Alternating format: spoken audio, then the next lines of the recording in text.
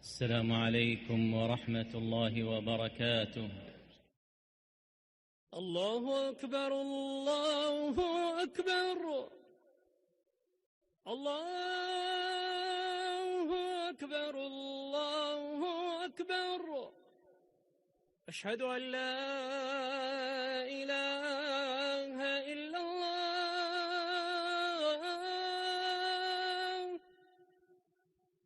أشهد أن لا إله إلا الله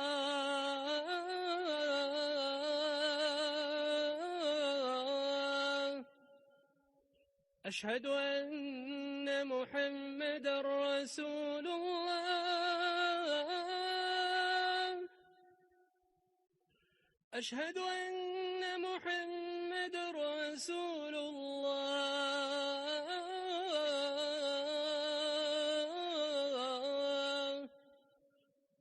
حي على الصلاة حي على الصلاة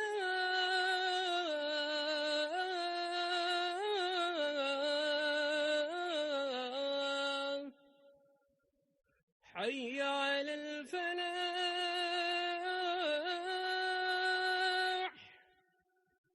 حي على الفلاح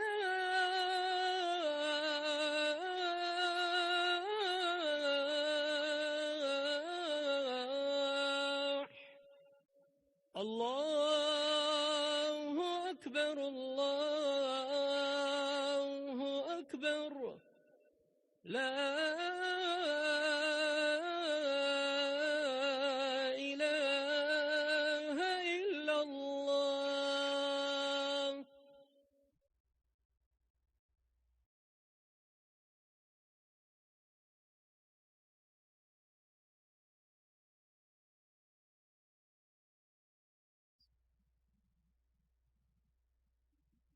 الحمد لله رضي من عباده باليسير من العمل وتجاوز عن تقصيرهم والزلل، امتن عليهم بالنعمة وكتب على نفسه الرحمة.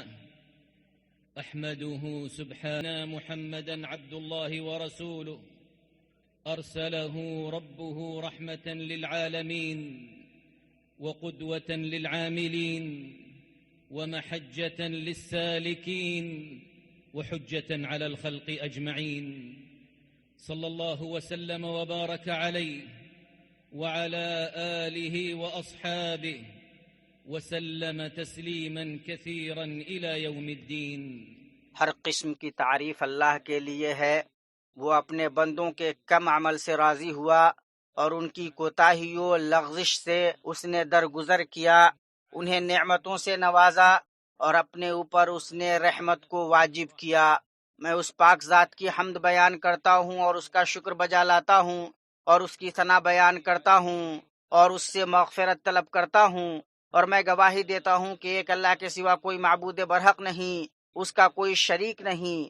جس نے اس کی ہدایت کی پیروی کی وہ نہ گمراہ ہوگا اور نہ بدبخت، اور جس نے اس کے ذکر سے اعراض کیا تو اس کی زندگی تنگی میں رہے گی اور وہ قیامت کے دن اندھا اٹھایا جائے گا۔ اور میں گواہی دیتا ہوں کہ ہمارے سردار اور نبی محمد اللہ کے بندہ اور اس کے رسول ہیں۔ آپ کے رب نے آپ کو جہانوں کے لیے رحمت، عمل کرنے والوں کے لیے قدوہ، سالکین کے لیے جادہ حق اور تمام مخلوقات پر حجت بنا کر مبعوث کیا۔ درود و سلام اور برکتیں نازل ہوں آپ پر، آپ کی آل و اصحاب پر، اور تا قیامت بہت زیادہ سلامتی ہو۔ اما بعد، اے مومنو، اللہ کا کما حقہ تقوی اختیار کرو اور اسلام کے مضبوط کڑے کو تھام لو، اور جان لو کہ دنیا ایک سامان ہے اور آخرت ہی دار قرار ہے، اور نیکیوں کے چھوٹنے سے قبل ان کی طرف تیز بڑھو۔ لغزشوں پر اپنے نفسوں کا محاسبہ کرو، اور جس نے اپنے باطن کی اصلاح کی اللہ اس کے ظاہر کی اصلاح فرمائے گا، اور جس نے اپنے اور اللہ کے مابین معاملے کو درست کر لیا اللہ تعالیٰ اس کے اور لوگوں کے مابین کے معاملہ کے لیے کافی ہوگا۔ اللہ تبارک و تعالیٰ کا فرمان ہے، اے ایمان والو، اگر تم اللہ کا تقوی اختیار کرتے رہو گے تو اللہ تعالیٰ تم کو ایک فیصلہ کی چیز دے دے گا اور تم سے تمہارے گناہ دور کر دے گا اور تم کو بخش دے گا، اور اللہ تعالیٰ بڑے فضل والا ہے۔ امت مسلمہ، شریعت اسلامیہ نے ہر اس چیز کی طرف بلایا ہے جو اخوت کے مفہوم کو پورا کرے اور الفت و مودت کو بڑھائے اور اس پر اجر و ثواب رکھا ہے، اور ہر اس چیز سے منع کیا ہے جو اختلاف و فتنہ کا باعث ہو اور اس کی طرف جانے والے راستوں کو بند کیا ہے۔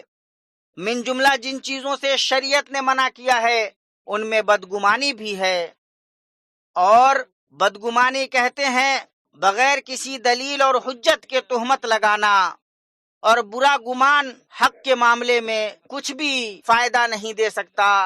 اللہ تبارک و تعالیٰ کا فرمان ہے، اور ان میں سے اکثر لوگ صرف گمان پر چل رہے ہیں، یقیناً گمان حق میں کچھ بھی کام نہیں دے سکتا۔ یہ جو کچھ کر رہے ہیں یقیناً اللہ کو سب خبر ہے۔ اللہ سبحانہ و تعالیٰ نے بہت بدگمانیوں سے منع فرمایا ہے کہ مبادا آدمی گناہ میں پڑے، بدگمانی سے محبت کرنے والوں کے بیچ کتنی جدائی ہوئی، باہم شریک لوگوں میں کتنا اختلاف ہوا، کتنی معاشرت خراب ہوئی اور کتنی صحبت ختم ہوئی۔ مومنوں، مسلمان کا اس کے بھائیوں پر یہ حق ہے کہ اس پر بھروسہ کیا جائے اور اسے معتمد سمجھا جائے، اس سے بدگمانی نہ رکھی جائے اور اسے خائن نہ سمجھا جائے، جب تک کہ بھلائی اس کے اخلاق پر ظاہر ہو اور اس کی خصلت پر بھروسہ کی نشانیاں روشن ہوں۔ جس کا معاملہ چھپا ہوا ہو اور نیکی ظاہر ہو اور امانت و کامرانی دیکھی جاتی ہو، اس کے سلسلے میں بدعنوانی اور خیانت کا گمان کرنا حرام ہے، اور جو ایسے آدمی کے ساتھ بدگمانی کرے وہ گناہ گار ہے۔ اور لوگوں کے ساتھ اچھے گمان کے فائدوں میں سے یہ ہے کہ اس سے دل کی راحت، نفس کا سکون، دل کی سعادت، سینے کی سلامتی اور نبی صلی اللہ تعالی علیہ وسلم کے حکم کی پیروی حاصل ہوتی ہے۔ آپ صلی اللہ علیہ وسلم نے فرمایا، تم بدگمانی سے بچو، بدگمانی سب سے جھوٹی بات ہے۔ اسے بخاری اور مسلم نے روایت کیا ہے۔ ایمانی بھائیو، مسلمان کی اصل بے عیبی و برات ہے، اور بغیر یقین کے اس اصول سے پھرا نہیں جا سکتا۔ عیبوں کے پیچھے پڑنا، خطاؤں اور غلطیوں کو ڈھونڈنا، لغزشوں پر خوش ہونا، الفاظ کی غلط تعبیر کرنا اور مسلمانوں سے بدظن ہونا نیک لوگوں کا شیوا نہیں۔ جس کی یہ خصلت ہو اس نے اللہ کے غضب و غصہ اور رسوائی و فضیحت کے لیے خود کو پیش کر دیا۔ سنن ابی داؤد میں ہے کہ رسول اللہ صلی اللہ علیہ وسلم نے فرمایا، اے وہ لوگوں جو زبان سے ایمان لائے اور ایمان جن کے دل میں نہیں اترا، مسلمانوں کی غیبت نہ کرو، نہ ان کے عیبوں کے پیچھے پڑو، اس لیے کہ جو ان کے عیبوں کے پیچھے پڑے گا اللہ اس کے عیب کے درپے ہوگا، اور اللہ جس کے عیب کے درپے ہو اسے اس کے گھر میں رسوا کر دے گا۔ جو لوگ لوگوں سے جھوٹے گمانوں کے ساتھ برتاؤ کرتے ہیں ان کے اندر کینے اور عداوتیں پائی جاتی ہیں جن سے ان کے دل پریشان ہوتے ہیں، زندگی اجیرن اور بے کیف ہو جاتی ہے، یوں اس کی گزر بسر تنگ ہو جاتی ہے اور بصیرت اندھی ہو جاتی ہے۔ وہ تعویلوں، تخمینوں، تجزیوں اور تفسیروں کی پناہ لیتا ہے اور یہ دعویٰ کرتا ہے کہ یہ دانش مندی اور ذہانت ہے، جبکہ حقیقت میں یہ نیتوں سے کھیلنے کی قسموں میں سے ایک قسم ہے، اور آدمی اپنی بدظنی کے آگے سپر ڈالتا رہتا ہے۔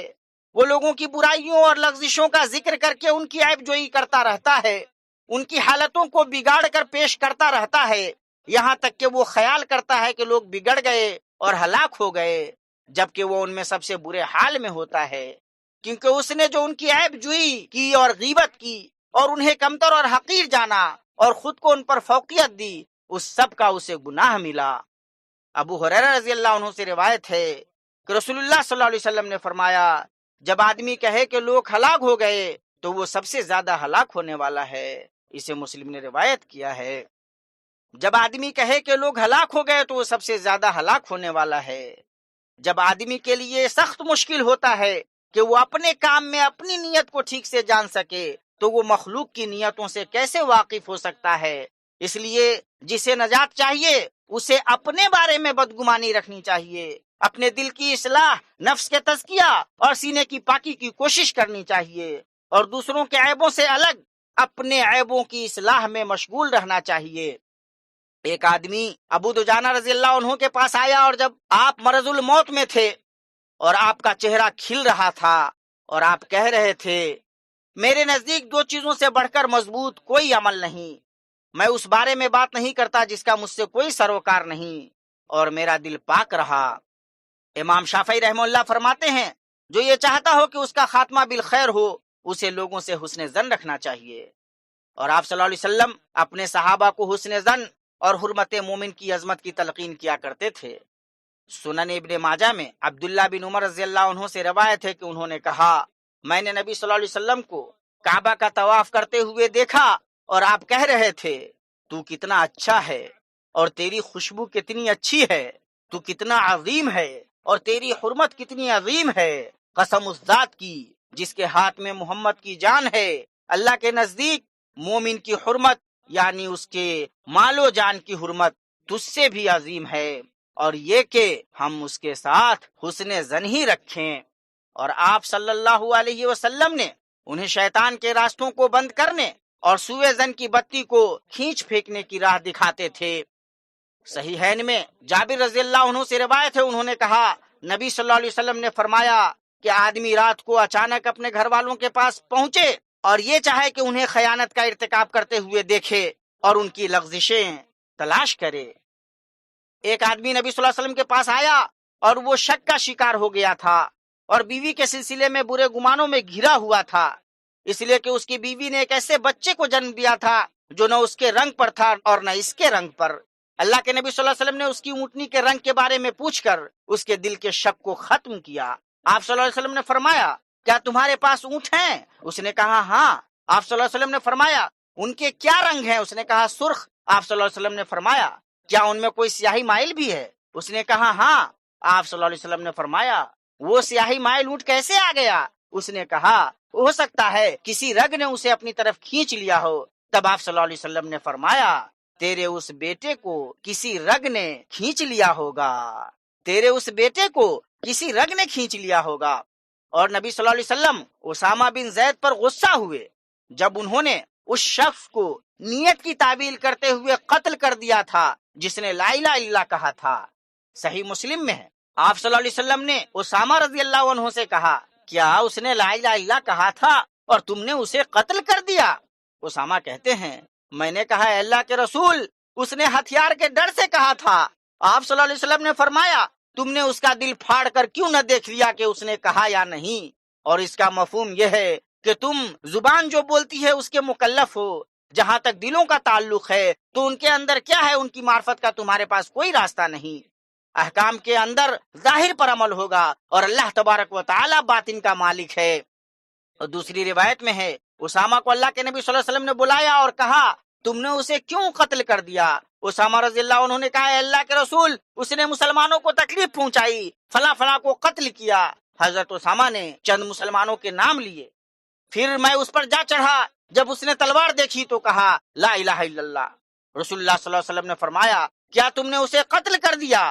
حضرت اسامہ نے کہا ہاں۔ آپ صلی اللہ علیہ وسلم نے فرمایا، جب قیامت کے دن کلمہ لا الہ الا اللہ آئے گا تو تم اس کا کیا کرو گے؟ اسامہ نے کہا، اے اللہ کے رسول، میرے لیے مغفرت کی دعا کر دیجئے۔ آپ صلی اللہ علیہ وسلم نے فرمایا، تم کلمہ لا الہ الا اللہ کا کیا کرو گے جب وہ قیامت کے دن تمہارے سامنے آئے گا؟ اسامہ کہتے ہیں، آپ صلی اللہ علیہ وسلم بس یہی کہتے رہے، تم کلمہ لا الہ الا اللہ کا کیا کرو گے جب وہ قیامت کے دن تمہارے سامنے آئے گا؟ اللہ تبارک و تعالیٰ کا فرمان ہے، اے ایمان والو، بہت بدگمانیوں سے بچو، یقین مانو کے بعد بدگمانیاں گناہ ہیں، اور بھید نہ ٹٹولا کرو، اور نہ تم میں سے کوئی کسی کی غیبت کرے۔ کیا تم میں سے کوئی بھی اپنے مردہ بھائی کا گوشت کھانا پسند کرتا ہے؟ تم کو اس سے گھن آئے گی، اور اللہ سے ڈرتے رہو، بے شک اللہ توبہ قبول کرنے والا ہے۔ اللہ مجھے اور آپ کو قرآن و سنت میں برکت سے نوازے، مجھے اور آپ کو ان میں موجود نشانیوں اور حکمت سے فائدہ پہنچائے۔ میں اپنی یہ بات کہتا ہوں اور اپنے لیے اور آپ کے لیے ہر گناہ اور خطا سے اللہ کی مغفرت طلب کرتا ہوں۔ آپ بھی اس سے مغفرت طلب کیجئے، بلا شبہ وہ بہت بخشنے والا ہے۔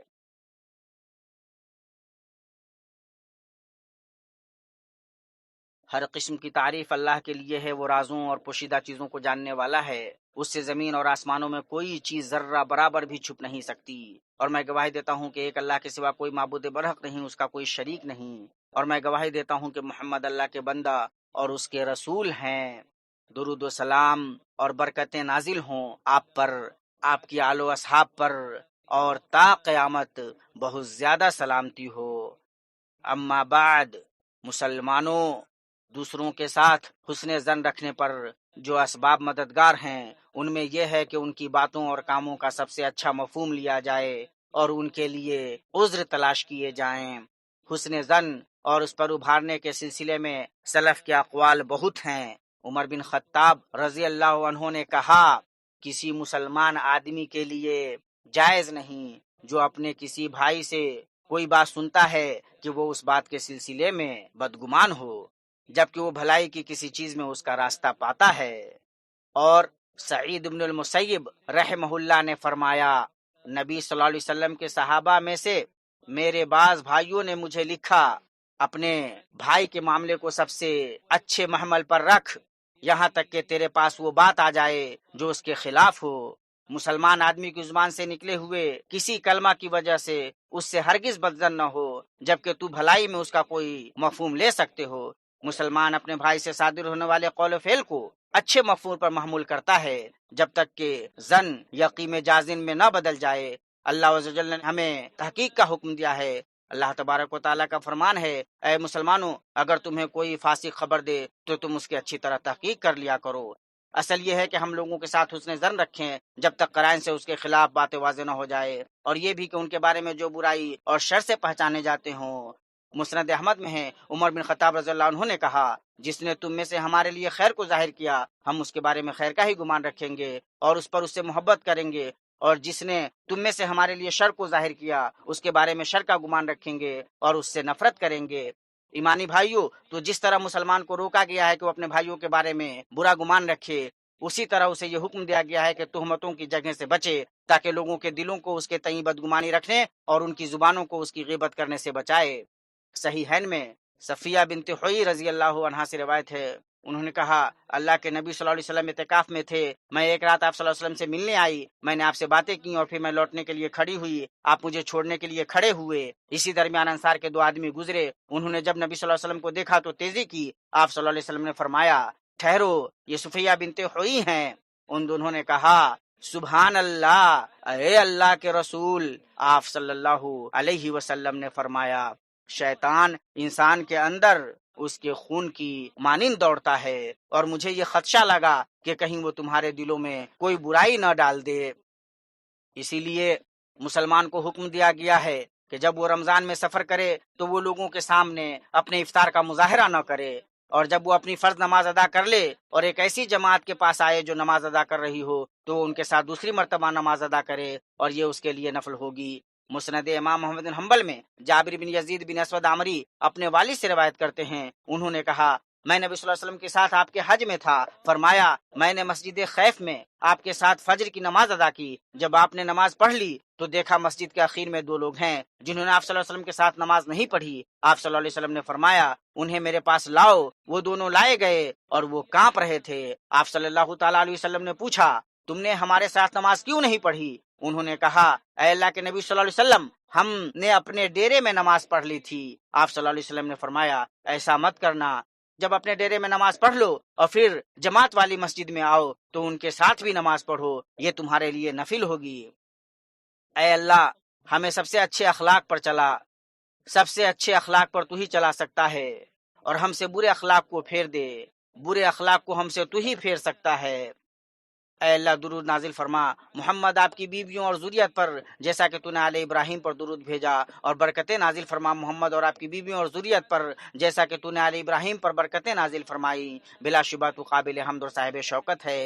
اے اللہ، تو راضی ہو جا ہدایت یافتہ ائمہ اور خلفائے راشدین ابو بکر، عمر، عثمان، علی اور بقیہ سارے صحابہ سے، اور تا قیامت ان سے جو درست طریقے سے ان کی پیروی کریں، اور اپنے عفو کرم اور جود و سخا سے راضی ہو جا۔ اے ارحم الراحمین، اے اللہ، اسلام اور مسلمانوں کو غلبہ عطا کر۔ اے اللہ، اسلام اور مسلمانوں کو غلبہ عطا کر۔ اے اللہ، اسلام اور مسلمانوں کو غلبہ عطا کر۔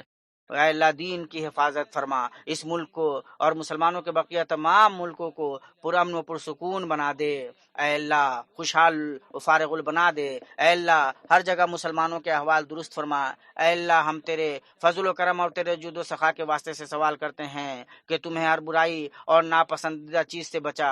اے اللہ ذی اکرام، اے اللہ مسلمانوں اور اے اللہ اے اللہ اے اللہ اے اللہ ہر جگہ، اے اللہ ہر جگہ مسلمانوں کے احوال درست فرما، اے اللہ ہر جگہ مسلمانوں کے احوال درست فرما۔ اے اللہ اے اللہ جو ہمارے ساتھ برائی کا ارادہ کرے، ہمارے ملک کے ساتھ برائی کا ارادہ کرے، اے اللہ تو اس کو اپنی ذات میں الجھا دے۔ اے اللہ اے اللہ اے اللہ اے حی اے قیوم، اے اللہ ہمارے خادم حرمین شریفین کو تو اپنی مرضی اور اپنے منشا کے مطابق چلنے کی توفیق دے۔ اے اللہ انہیں اور ولی عہد کو اور ان کے اعوان و انصار کو اس کی توفیق دے جس میں اسلام اور مسلمانوں کی بھلائی ہو۔ اے اللہ تم اسلام اور مسلمانوں کی طرف سے انہیں بہترین بدلہ دے۔ اے اللہ تو تمام تر مسلم سربراہوں کو اس کی توفیق دو جو تو چاہتا ہے اور جس سے تو راضی ہوتا ہے۔ اے اللہ ہمارے جوانوں کی حفاظت فرما۔ اے اللہ ہمارے گناہوں کو بخش دے۔ اے اللہ ہمارے اوپر پردہ فرما۔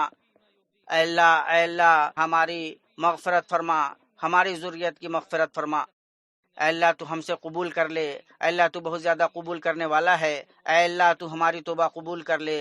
اے اللہ ہمیں دنیا میں بھی بھلائی دے اور آخرت میں بھی بھلائی سے نواز، اور ہمیں دوزخ کے عذاب سے محفوظ رکھ۔ پاک ہے آپ کا رب جو بہت بڑی عزت والا ہے، ہر اس سے جو مشرک بیان کرتے ہیں۔ پیغمبروں پر سلام ہے